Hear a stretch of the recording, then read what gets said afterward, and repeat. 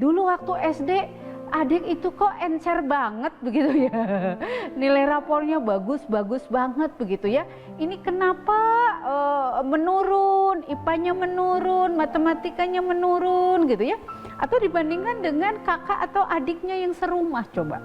Kita tidak punya kemampuan untuk menolak keinginan ayah bunda, sehingga bisa-bisa anaknya itu seperti robot, Bun. Jadi hatinya nggak mau ikut berkompetisi, tapi karena menghargai bundanya sebegitu semangat begitu ya, tidak ingin mengecewakan, sehingga dia melakukannya tidak sepenuh hati, seperti itu ya.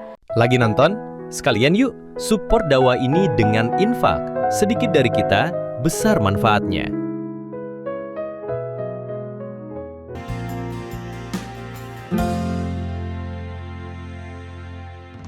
Bismillahirrahmanirrahim. Assalamualaikum warahmatullahi wabarakatuh.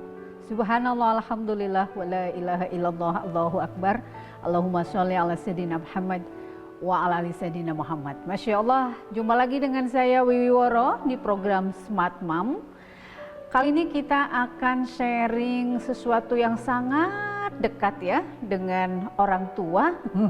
Wabil khusus pasca anak-anak kita menerima laporan perkembangan pendidikan di sekolah masing-masing atau mungkin di kampus masing-masing ya. Tema yang kita ambil adalah 5 ciri orang tua yang hanya melihat anak dari nilai akademik. Ya, ayah dan mama hebat, 3 poin ya. Setiap hari kita minta kepada Allah, ya Allah, karuniakan kepada hamba ilmu yang bermanfaat. Begitu ya. Yang kedua adalah rezeki yang berkah. Yang ketiga adalah amalan yang solih dan benar ya. 3 ini tentu menjadi prioritas permohonan kita kepada Allah. Mudah-mudahan hari ini juga 3 ilmu itu bisa menjadi kebaikan ya dengan sharing kita kali ini. Ya, apa kabarnya mama dan ayah hebat? Apakah putra-putri ayah dan mama hebat sudah menerima laporan perkembangan? Waduh ya, kelas 1 SD naik ke kelas 2 dan seterusnya, anak kelas 7 SMP naik ke kelas 8, atau bahkan yang putra-putrinya ada di penghujung kelas 6 SD berarti sudah lulus barangkali ya. Sudah lulus, kemudian yang anak SMP juga kelas 9, anak SMA yang kelas 12 sudah juga lulus, atau putra-putri kita yang kuliah barangkali sudah menyelesaikan ujian akhir semester. Wah ya, ini menarik, sangat menarik. Kita sebagai orang tua tentunya begitu ya, kalau mendengar kata ujian gitu ya, kenaikan kelas gitu, apalagi kemudian kelulusan gitu ya, nampaknya memang yang sering atau concern kita tanyakan gitu pertama dan kali pertama barangkali ya ayah dan mama hebat ke anak-anak kita adalah, bagaimana sayang nilainya meningkat? Bagaimana nak peringkatnya meningkat nggak? Kalau kemarin misalnya di 9 besar atau 10 besar, udah masuk belum ke 3 besar begitu ya? Itu adalah yang concern banget kita tanyakan ke putra-putri kita, bener nggak? Sebenarnya salah nggak sih Bu Wiwi? Nggak ada yang salah, nggak ada yang salah, nggak ada yang benar. Karena setiap rumah tangga itu punya value ya, punya prinsip tersendiri. Dan ketika melihat perkembangan anak, tentu di kesempatan kali ini Bu Wiwi mengajak mari kita melihat perkembangan anak secara holistik ya, bukan hanya dari aspek pengetahuan atau knowledge yang kemudian pengetahuan atau knowledge dan skill atau keterampilan yang kemudian itu dituangkan dalam bahasa laporan perkembangan, kelulusan dan sebagainya. Tetapi sebaiknya orang tua yang bijak adalah orang tua yang melihat totalitas perkembangan anak dari sudut pandang yang lebih komprehensif ya. Selain pengetahuannya, knowledge-nya, selain skill-nya atau keterampilannya, juga aspek-aspek lain yaitu sikap, mentalnya, bagaimana kemampuan anak kita untuk bisa problem solving, menyelesaikan masalah, bagaimana anak-anak kita memiliki kemampuan komunikasi yang baik gitu ya.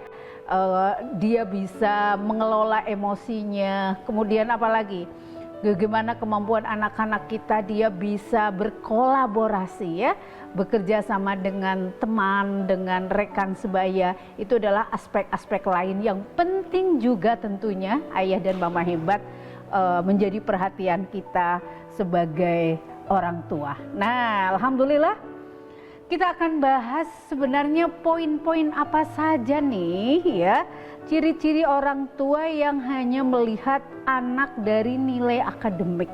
Harapannya tentu setelah mendapatkan sharing dari episode kali ini akan menjadi bahan review ya ayah dan mama hebat. Sekiranya kemarin kita dominan di aspek itu, mudah-mudahan ini menjadi penguat kita untuk terus memperbaikinya. Apa ciri-ciri tersebut? Yang pertama adalah selalu menanyakan skor akademik anak. Tadi sudah Bu spill di awal ketika bagi rapor, coba-coba lihat deh, waduh ya, nilai matematikanya naik gak? Nilai bahasa Inggrisnya naik gak? Nilai IPA-nya naik gak? Gitu ya, biasanya begitu ya. Mata pelajaran yang kita anggap itu punya poin lebih penting, kita berharap banget itu naik. Atau mungkin secara totalitas skornya, peringkatnya kayaknya kita gatal banget deh ayah dan mama hebatnya kalau nggak nanyain gimana deh ranking berapa, atau bahkan ke wali kelasnya ya, anak saya bagaimana bunda, rankingnya naik tidak? Kalau kemarin 10 besar dia naik nggak sih bun, naik ke 3 besar begitu ya. Sehingga memang sekali lagi ini aspek yang penting juga untuk kita tengok, tetapi dalam kesempatan ini ingin menambahkan bahwa selain aspek akademik adalah ada aspek-aspek lain yang perlu kita perhatikan ya ayah dan mama hebat ketika melihat hasil ketuntasan belajar anak-anak kita seperti itu.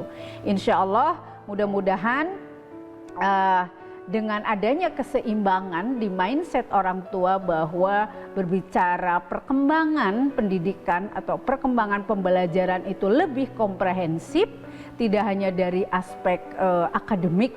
Semoga ini menjadi peluang ya dan ladang amal bahwa orang tua yang memang dititipin putra-putrinya oleh Allah bisa membekalin begitu ya, life skillnya itu lebih komprehensif, lebih holistik, bukan hanya di tataran akademik.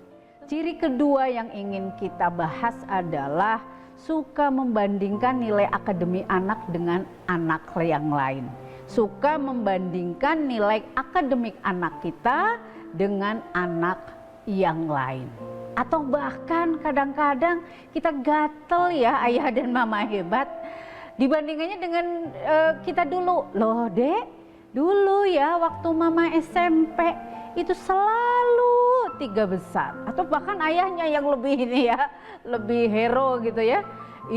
Ayah dulu dari kelas 1 SD sampai kelas 9 SMP selalu ranking 1. Gimana kira-kira bunda kalau kita ada di posisi anak?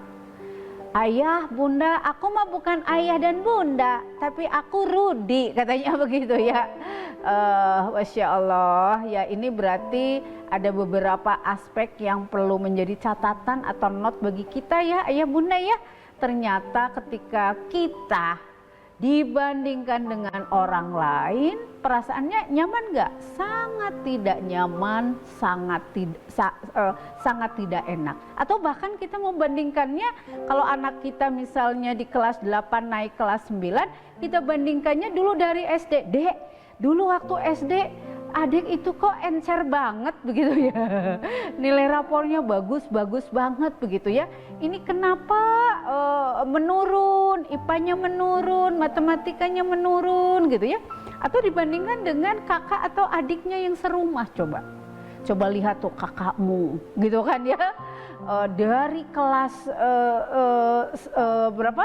Dari kelas 7 sampai kelas 9 juara umum, juara bertahan menjadi juara umum gitu ya. Itu nih ayah bunda, mari kita terus berlatih bahwa dengan cara membandingkan ini membuat anak semakin kehilangan namanya percaya diri. Benar gak? Duh, mama aku kok nggak menghargai proses ya. Mama aku kok lihatnya hanya di rapor. Rapor itu adalah hasil akhir. Padahal prosesnya luar biasa. Saya sudah belajar, sudah berdoa begitu ya. Sudah membagi waktu, sudah mengurangi main dengan teman. Tapi dah segini mak, segini aku ini kemampuannya segini. Kenapa sih harus dibandingkan dengan orang lain? Nah mungkin begitu tuh ayah dan mama hebat. Cuma anak-anak kita nggak berani bicara begitu ya, sehingga nanti hati-hati yang awalnya ingin memotivasi, malah ujung-ujungnya adalah bukan memotivasi ya, malah menjatuhkan. Poin yang ketiga atau ciri yang ketiga adalah topik diskusi dengan anak sehari-hari selalu berkaitan dengan prestasi gemilang. Tahu nggak? Anaknya teman bunda itu loh dapat beasiswa karena dia misalnya juara Olimpiade Sains Nasional begitu ya, mewakili sekolahnya, akhirnya dia dapat undangan loh undangan masuk ke sekolah favorit, katakanlah sekolah favorit misalnya Man Cendekia Serpong seperti itu ya. Jadi selalu saja yang menjadi topik-topik bahasannya adalah prestasi gemilang begitu, seolah-olah itu anak kita gak punya kelebihan gitu, karena sudut pandang orang tuanya adalah hanya dari aspek akademik seperti itu ya bun, sehingga ini menjadi kita harus sangat aware, sangat hati-hati begitu melihat nanti potensi anak kita begitu. Kalau kenyataannya memang di aspek akademik tidak begitu dominan dan kita percaya pasti anak kita punya potensi di sisi yang lain. Sehingga kita tidak hanya berbicara tentang prestasi gemilang gitu ya, hal-hal yang menyudutkan kadang-kadang itu sangat menyudutkan anak-anak kita. Kemudian poin yang keempat adalah rajin menyuruh anak kita mengikuti kompetisi ya. Tentu bagus berkompetisi begitu ya. Tetapi kalau passion anak kita memang bukan di akademik bunda, dan anak kita tidak punya kemampuan untuk menolak keinginan ayah bunda, sehingga bisa-bisa anaknya itu seperti robot bun. Jadi hatinya nggak mau ikut berkompetisi, tapi karena menghargai bundanya begitu semangat begitu ya, tidak ingin mengecewakan, sehingga dia melakukannya ya tidak sepenuh hati seperti itu ya. Sehingga yang tadi karena bunda bahasannya adalah prestasi gemilang, beasiswa, diterima di sekolah favorit begitu, sehingga dicari berbagai peluang yang memang memungkinkan untuk masuk ke situ. Padahal potensi anak kita bisa jadi dominannya tidak di aspek akademik. Ini juga hati-hati begitu ya. Jangan sampai kita memaksakan idealisme orang tua yang sebenarnya adalah tidak sama dengan passion anak kita. Sehingga poin yang kelima, kita nanti akan mengabaikan perasaan anak. Jadi asal merasa tidak bersalah saja, tidak berdosa begitu. Padahal hati anak kita ketika tadi dibandingkan begitu ya, seolah-olah tidak dihargai prosesnya, melihatnya hanya hasil akhir gitu, seolah-olah anak kita malas. Padahal anak kita itu sudah berjuangnya luar biasa dong, ayah mama hebat. Nah ini ketika hatinya kemudian tidak dihargai ya, hatinya kemudian terluka begitu, sehingga tentu ini akan menjadi beban secara psikologis ya. Mama aku kan tidak berempati banget ya, ayah aku kayaknya ya profil gitu ya, anak di depan mama dan ayah aku itu akademiknya harus bagus banget begitu. Sementara passion saya tidak di situ gitu. Kebayang nggak ayah dan mama hebat ya? Sangat tersiksa.